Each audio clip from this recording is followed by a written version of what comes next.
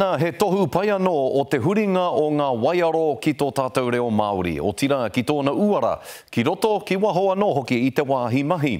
Kua waitohu whakaitanga te reo tātaki o Aotearoa me te whare wānanga o te kunenga ki Pūrehu Roa e akoa e ngā kaimahi o te whare nei i te reo Māori. Hei tā ngā māngai mo te kaupapa nei, he pūkenga nui te mōhio ki te kōrero Māori.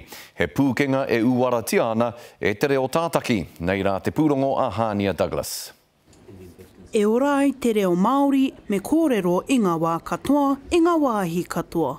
Koina te iho o tēnei waikanaitanga hou. Ko ngā Pākehi nui o Aotearoa, ko etahi, kua huri ki te tiki atu i ngā ki te kōrero, hei whāngai atu ki ngā kaimahi, e mahi ana i roto i tēnā whare, kia mana i tō tātou reo Māori.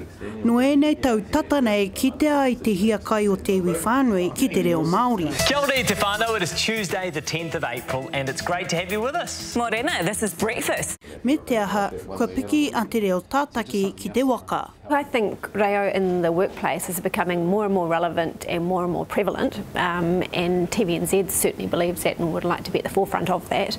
I think that we've seen a lot more of it in the workplace even in the last few years, and so this is an opportunity to just grow that to the next level. Kua huri ngā whakaaro o ngā Pākehi nui o Aotearoa, etahi.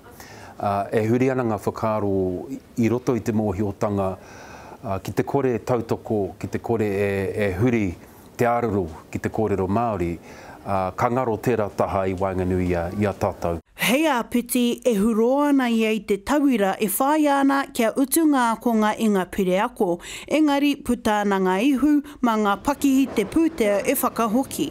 Me tana kia rite hoki te tautoko o ngā pakihi katoa o Aotearoa i tō tātou reo Kamehameha.